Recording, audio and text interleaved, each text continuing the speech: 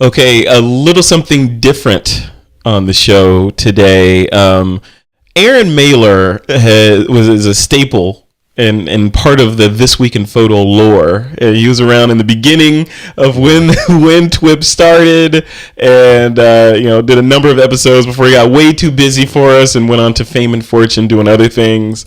And one of those other things on the hobby side has been getting involved in drone-based photography. Some call it droneography. Mm-hmm. So, and it's kind of infectious because I was in DC.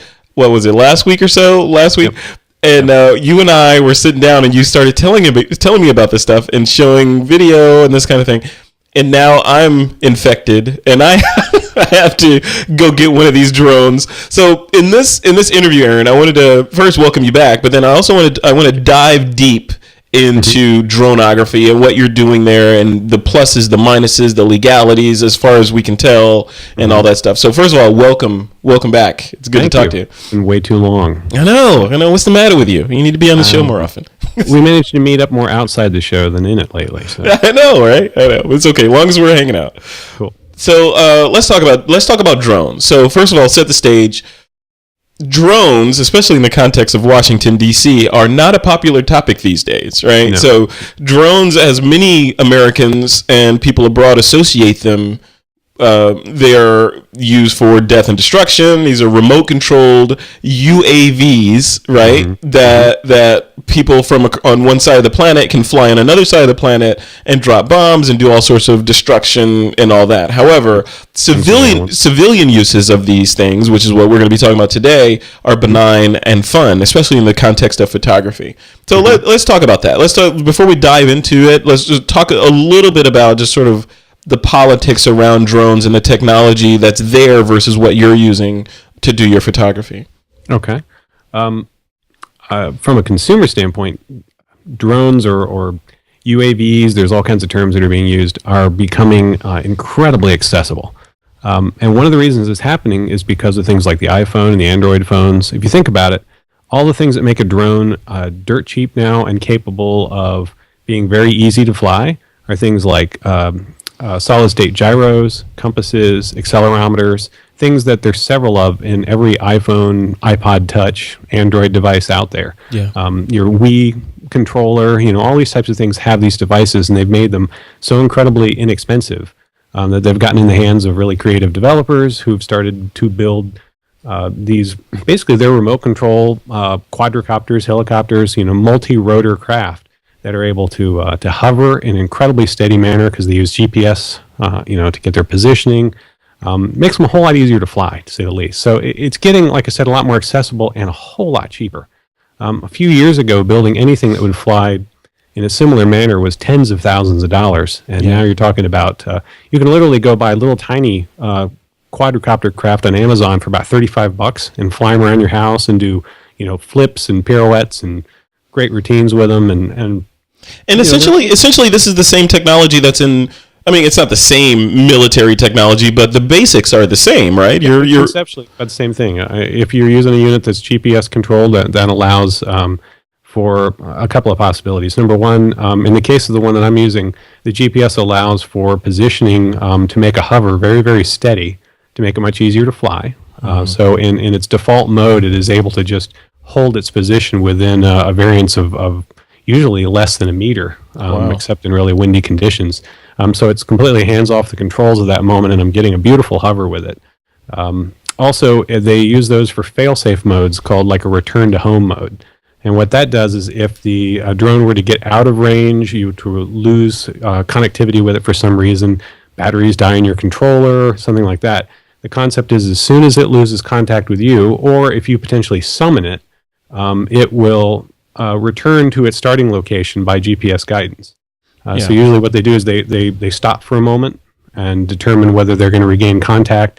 They rise to about 60 feet and then wait again, and then it flies a direct path back to where you started. That's cool. Hovers again and then sets itself down on the ground. Well, in the military, they have the concept of bingo fuel, right? Are you familiar with that? It's when it's the point of no return.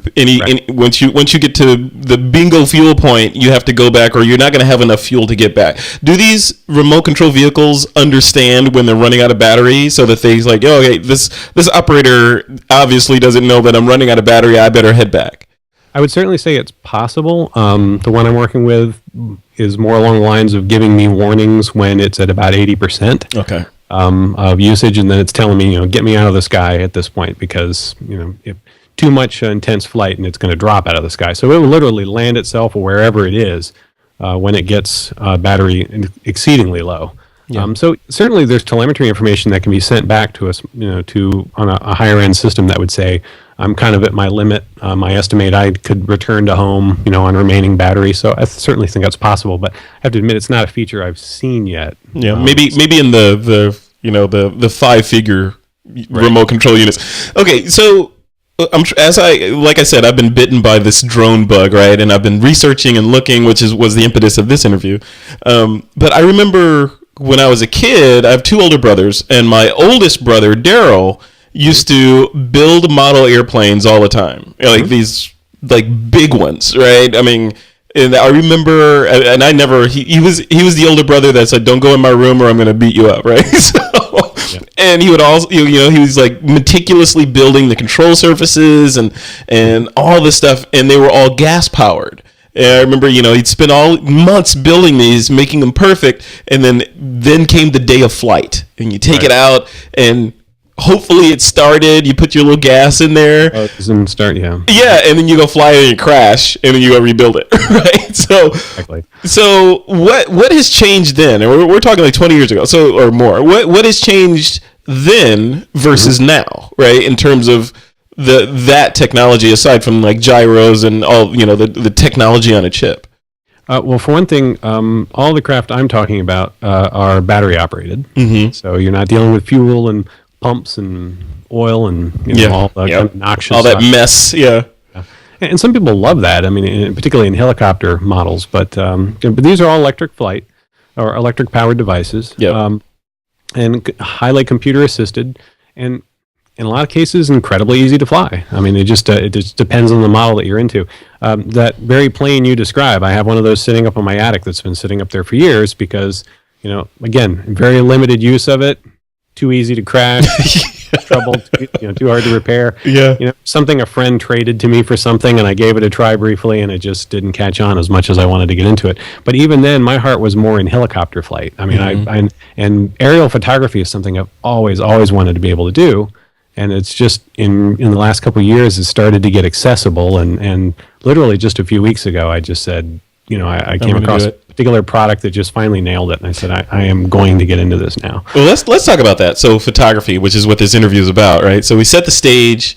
Technology has advanced incredibly over just the past couple of decades, that now all this technology and much of the same technology that's found in military capable drones is available to civilians to do some really cool photography with, right? So let's talk about where the state of the art today and what you're using to do some of the shots that you're doing. So what device did you settle on buying for your first foray into this stuff? To get into it, let me say, this particular field is also one that is very, very, very heavy in kind of do-it-yourself, which is fantastic. I mean, there's an enormous community out there. There's developments happening every day. There's just neat new hardware and software and so on.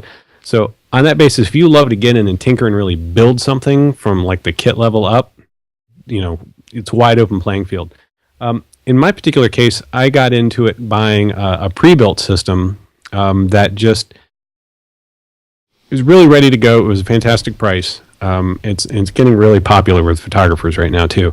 But on top of that, one of the reasons I found it compelling was while it was pre-built, it's built on a completely standard set of components, and the flight controller in it, which is kind of the brain behind its entire operation, is one of the most common ones that's used in all kinds of build-it-yourself projects. So I recognized it would be a quick way for me to get into the process very easily with something that's already built and tuned and ready to roll. Mm-hmm. But I could even use pieces off of it on my own units later. It's immensely hackable. I mean, a lot of the things that people are doing on their build themselves models can be done with this model. I mean, I've seen... Let's see it. This one's called the DJI Phantom. And Wow. DJI is a company that makes a lot of really neat multi-rotor devices. And one of the things they make is, like I said, inside of here is a unit called, this one's called a NASA M. And the NASA is the flight controller, kind of the brain, and it's connected with a GPS and a compass module as well that are tied in. So inside of here, you've got barometric altimeters, which give you altitude relative to ground. You've got right here on the leg, you've got the digital compass that senses compass orientation. Inside the top, underneath in here, is a GPS sensor, very much like in your phone, iPhone, or anything like that. And then also in that NASA are accelerometers and gyroscopes, and you put all those sensors together. And that NASA is able to figure out its exact location, maintain hover, make the entire flight process easier because you're not having to worry about nearly as many factors in keeping it in the air. It pretty much keeps itself in the air, and you get to spend a whole lot more time driving it, so to speak. Right. So it's almost like commercial airliners these days. It's a lot of fly-by-wire stuff, right? Now, true of any a remote control aircraft like this, and this is the thing that was hard for me to get. Let's put it this way. When I was flying that plane I mentioned before, the reason it's so easy to crash it right off the bat is when an object like that's flying away from you, its orientation is the way you're positioned and thinking. So it flies away and you stick left, you'll begin to bank left. I mean, that kind of makes sense. Well, as soon as it's moved so many degrees in that direction and starts to turn, your mind has to adjust to the fact that you're always flying it as if you're the pilot inside it. So even if it's 90 degrees to you or coming towards you, your controls remain the same. So if it's coming towards you, your stick left makes it go right, and so on and so forth. So you have to get used to very quickly that concept of kind of keeping your head in the aircraft and just reacting, regardless of how it's oriented to you, to control it that way. A neat thing about this is that's the basic way that it flies, and it's really probably the best way to fly it. And you can get very accustomed to this in pretty short order when you're flying it. But it also has modes that will change the way that it flies relative to you. So, for instance, if you flip it into that mode, the away, forward and away, left and right become relative to your position to try and make that an easier thing to fly. I highly recommend that you kind of stick with the traditional model because it's a lot more versatile. But so how does it know where you are? Does the controller itself have a GPS unit in there and it's transmitting data? This is the GPS takes a lock when you first take off. So it knows your home location, and then relative to how it moves away from you becomes kind of a home location or a pilot relative location, so to speak. Got it. So it kind of drops a pin when it takes off. Yeah. But that orientation using the compass and all allows it to decide whether it's moving relative to you and its home location or whether you're moving things relative to the aircraft itself. So, different options. We're kind of getting in the... I love it. Yeah, that's what I want to do. I want to get deep and geeky. So this thing weighs almost nothing. I mean, it's really just a very, very light airframe. You've got the 4 props and motors on the corners in here. And we're all battery operated, right? The battery compartment here. Wonderful. These big kind of heavy, what are called lipo cells. Yeah. And this is what's called a 3S lipo. It's made of 3 cells inside. Looks like a stick of dynamite. Yeah. And coincidentally, it's funny that you mentioned that because lipos do have a slight tendency toward being a stick of dynamite if they're damaged or punctured. Oh, yeah. You probably don't want to do that then. And is buying one of these things is called a lipo bag or lipo guard. It's a type of fiberglass mesh bag that you use to store and carry your batteries in it. And you actually even charge them in here. You put them deep in the bag and you seal it shut with this Velcro while it's charging. Just on the off chance that if there's been some damage to the battery or something malfunctions and it decides to literally catch fire and or explode, it's meant to kind of limit that. So. It won't create a homeless person out of you, right? Yeah. Yeah, that's wow. See, that's a lot of stuff to keep in mind. So all that, so the device is light, and one thing that you glossed over there on that is the camera on the front of it. Right? So there's a housing right there for a GoPro Hero. That's a Hero 3 housing if I got my housings right? They recommend or they recognize the fact that the Hero is an incredibly common and popular camera for doing all kinds of extreme sports and so on. It's also reasonably lightweight. So the Phantom actually comes with a standard mount on the bottom for the entire Hero line. Mm-hmm. 2 and the 3 and all use that same kind of 3-prong plastic mount. You know, you put the screw through here. Right. It actually does come with a mount that's compatible with the Hero 2. Oh, so you okay. put a Hero 2 on here without its case. That's a little bit large for the Hero 3, which is 25% smaller than the Hero 2 series was. So in that case, I put the actual Hero 2 case. Here's the camera itself, which is pretty small. And I have to tell you, if you've gotten into Hero cameras, I had a Hero 2 for a long time. It's around here somewhere. But this Hero 3 is a tremendous step up on just about every single count. I mean, image quality is better. Resolution is tremendously better. Shooting speeds, frame rates, wireless remote control of it, which is critical, actually, for what I'm doing here. Yes, yeah. So all of that considered, you just screw the camera on the bottom. You know, you can apply a little bit of tilt here, exactly how you want it. So sometimes I have it going almost directly down, and I keep it just a little tilted from being, straight aligned with the landing gears here. So what are we looking at in terms of, okay, so once you've bought the device, you have your GoPro Hero 3 on there, you've become reasonably competent in flying, you've got your explosion suppressant bag for your batteries, and you're set and you're flying. What are you shooting with this? And well, actually, before you even get into that, how long can you stay in the air with this thing? With a Phantom with no camera on it, with a good quality LiPo battery, is estimated about 10 to 15 minutes of flight time. Okay. And that's if you're not flying it like a crazy person, just tremendous acceleration forward and back, and you're maybe not fighting a lot of wind. So that's under pretty good conditions. Realistically, I find I get 8 to 10 minutes with the camera mounted on it. And for some reason around here in Central Virginia for the last, it seems like 18 months, I swear we've seen more wind and windstorms here than I recall in my entire life. And for people that live along the whole eastern seaboard, you'll remember last June when we had the derecho, however that's pronounced, that massive windstorm. So not wind right now. So it seems like every pretty day that we have to fly since I bought this, we've got 15-mile-an-hour gusts. And believe it or not, it holds its own pretty well in those conditions. Really? In 15-mile-an-hour gusts, it can still maintain a hover? Remarkably good job. I mean, it's not going to keep a rock-solid hover, but it will wear your battery down, which is kind of what I'm getting to, because when you're in the GPS mode and it's trying to maintain its location, any gusts of wind that hit it, you'll hear the engines rev a little bit on it as it counters that, and it tilts into the wind and repositions and holds. So it does a great job at that, but that's just all that much more abuse, in terms of your battery time. Yeah. So ideally, a nice, still, calm day. Again, you're not going crazy with it in acrobatics or something like that, and you could get 10 to 15 minutes out of the battery. Charge times, depending on your chargers and all, could take you an hour to charge the cell back up. Okay, that's not too bad. It's really addictive. So you're going to go out and you're going to burn up those 8 and 10 minutes in no time flat, and then you're going to go in and cry while it charges for an hour.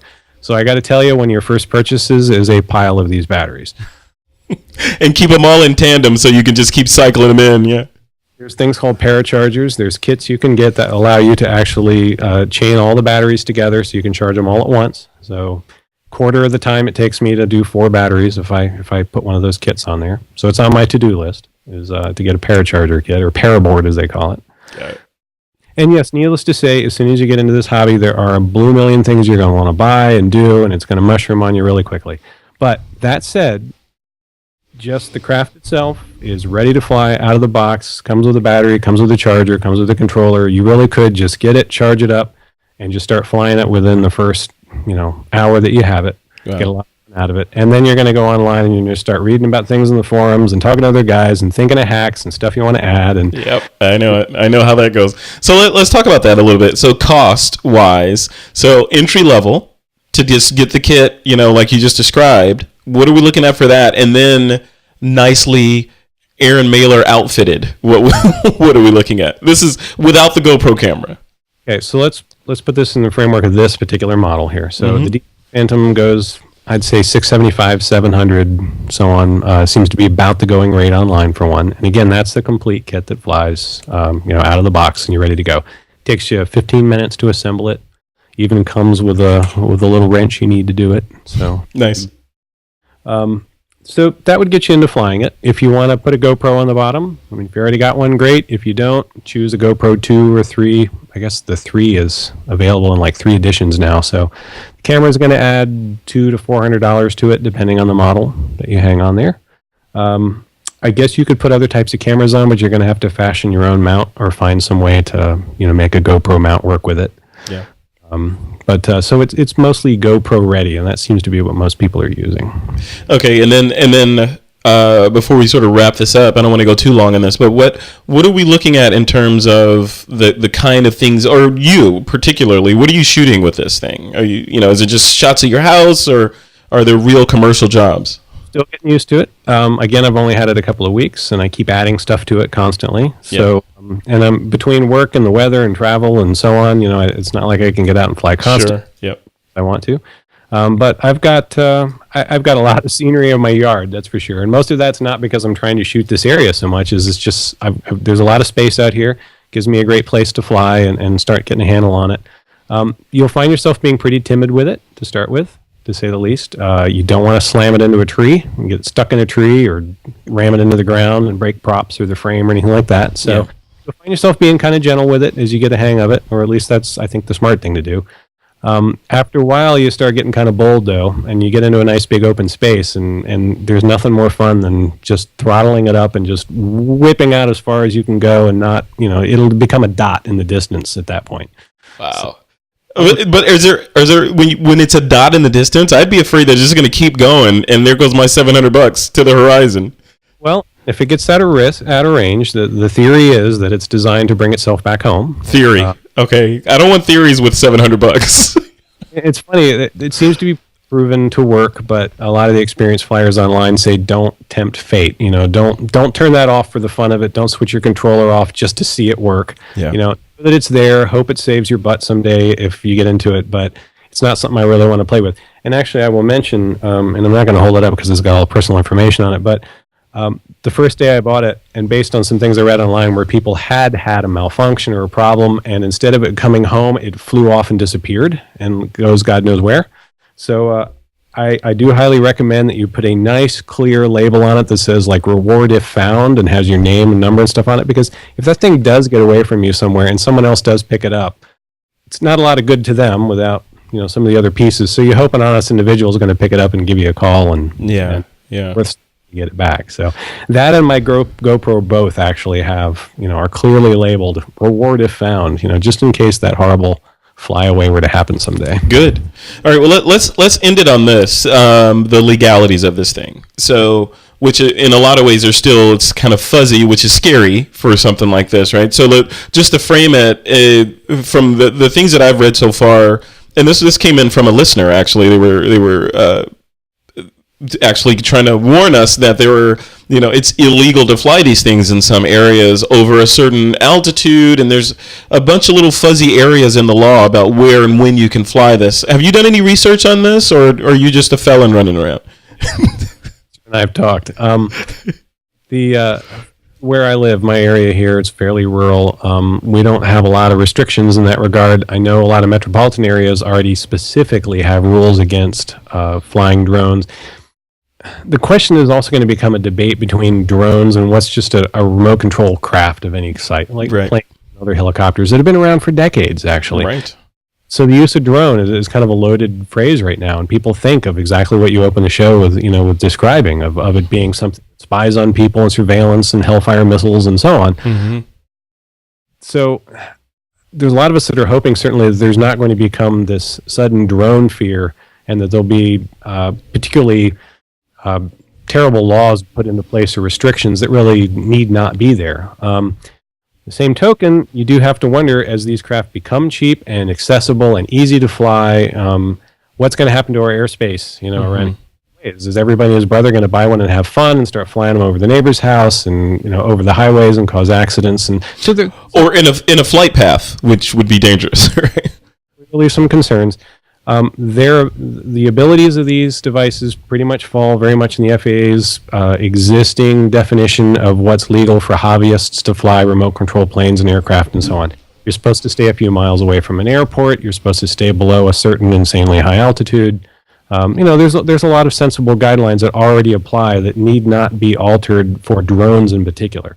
But again, you put a camera on it and you fly it around a neighborhood, you have privacy concerns that go with that. Mm-hmm. So the other thing that we need to talk about, though, is there is very definitely an FAA regulation against flying drones for photography for commercial purposes. And that, for a lot of us, is incredibly disappointing at the moment, because there's, as a photographer who's done freelance work and made money doing photography and video work in the past, clearly I see this as a device that I would love to take out and add to commercial work that I do. Absolutely, yeah. At the moment, cannot do that. The FAA clearly restricts that. And it's not a drone-specific thing. It just has come to light, again, because these have become accessible and very prevalent.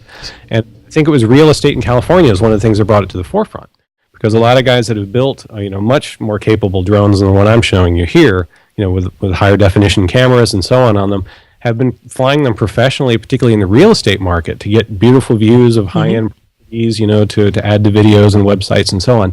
And a lot of that's come to a screeching halt. And advice of these real estate consortiums and agencies as well, because the FAA has come down hard on a few people, and they have shut a number of businesses down completely for commercial use. That's prone to change. Apparently, there's already been a law signed last year in Congress, and Obama signed the law last year that is supposed to change a lot of the rules relating to drones to make things more accessible and more functional because of their potential for civilian use in a lot of ways. So they basically are compelling the FAA to change the guidelines and make things more accessible by September 30th of 2015. So we're a couple of years off if they drag it all the way out to the end before we may have a clearer picture of exactly what we as individuals are allowed to do for commercial use of these aircraft. So for right now, it's got to be a hobby. That's fine with me. There's all kinds of personal projects I want to work on, and this is something I've to do for years. You can build up get some airtime as a hobbyist and then ease into it. Because what I was thinking, one of the things that I thought would be a great use of this is weddings, right? Wedding photographers are always looking to get a different point of view on a wedding, or wedding videographers as well. And imagine a nice outdoor wedding on the coast of California and being able to do a flyby around it with a drone. That'd be amazing footage if you could do that. If you take it to that level, do it carefully. Don't be a nuisance with it, and you better be skilled with it, because the last thing you want to do is bring that thing crashing down in the middle of someone's wedding. That would be bad. That would not be a pretty picture if that thing crashed into the bride, right? Yeah, there's a certain amount of danger involved in it, so certainly be careful if you do that. But as the guidelines stand right now, if you are a professional wedding photographer and you were to do that and include that in what you sold them as a wedding package, you'd be violating FAA regulations. You could be prone to being shut down and fined. Wow. So far, and so that sucks. Commercial photography and promotion. And the promotion part is what scares me, or is the most gray area for me at the moment. And I would like more clarity on that as well. Am I able to shoot video with this, or video that I use, can I give it to someone free of charge to be used in something that they're doing? Probably not. I mean, the guess is that if they're producing something promotional and they use video I shot, that may fall in those guidelines as well, even though I didn't make a penny off of it, and neither did the organization who was producing the video. So for right now, I'd say play it safe and keep it a hobby. Make some creative stuff and share it on Vimeo and YouTube. But you probably better not sell it. Yeah, 2015. Well, speaking of Vimeo and YouTube, have you posted any of your sort of sporadic shots online that folks can go look at? Stuff I've posted, and you've seen some of it, is all password protected at the moment, because to me, I'm experimenting. There's so much good stuff out there that other people have shot that I want to aspire to that level. So I'm not going to put my herky-jerky tests out there at the moment. The biggest thing that is a real factor with small craft like this is vibration. Mm-hmm. One of the things you want to do is what's called prop balancing. That's one of the simple things you can do off the bat. And for $20-some, you can again, here's more stuff you buy. Mm-hmm. A little thing called the Dubro prop balancer. And you stick the prop on this rod, and it sits on this little device here with these bearings and spins, and it allows you to see whether one side of the prop or the other has more weight to it, which they almost always do out of the box. So you take the prop off and you just lightly sand it with some really fine sandpaper on the bottom, and you put it back, and you keep doing that until the prop sits level or holds any position on those bearings. Mm-hmm. For all 4 props, and you've taken a lot of vibration out of it. The problem with the vibration is on things like a GoPro, you get what's called jello or rolling shutter effect. If you get too much vibration, your image actually gets this really weird waver to it, because what's happening is the camera is vibrating faster than the image is being taken off the sensor. Mm-hmm. The top part of the image is coming off the sensor is over here, and then the vibration causes the middle part to be over here and down here, and you get this horrible effect in your video.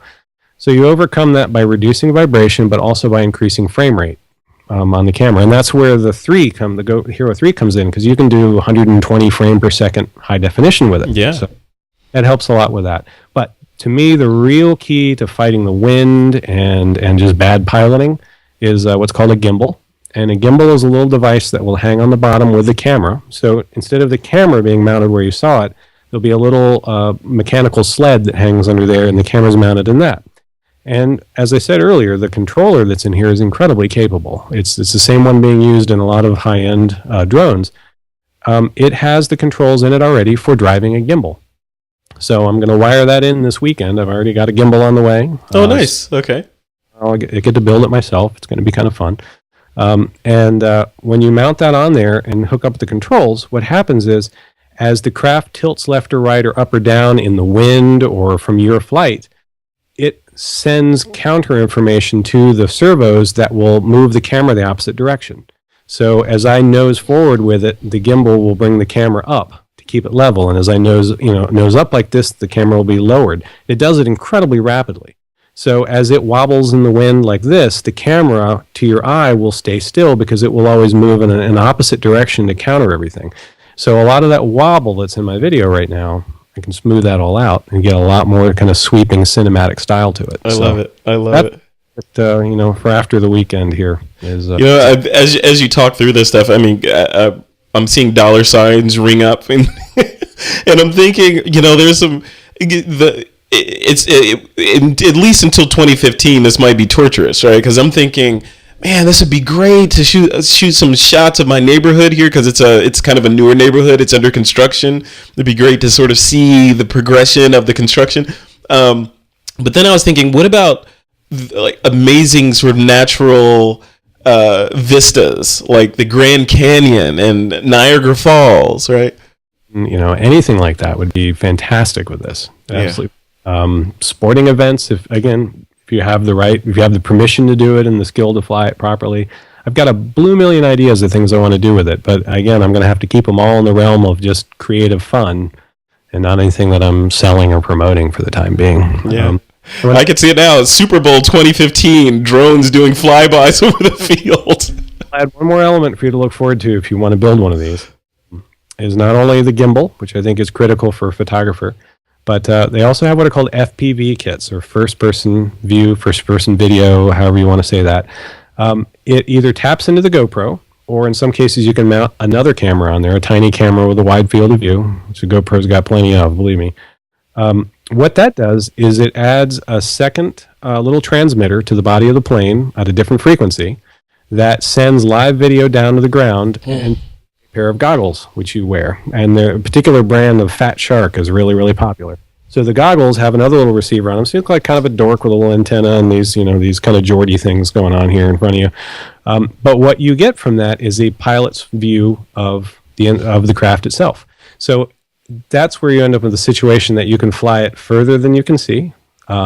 It's just kind of a VR kind of sense to doing it.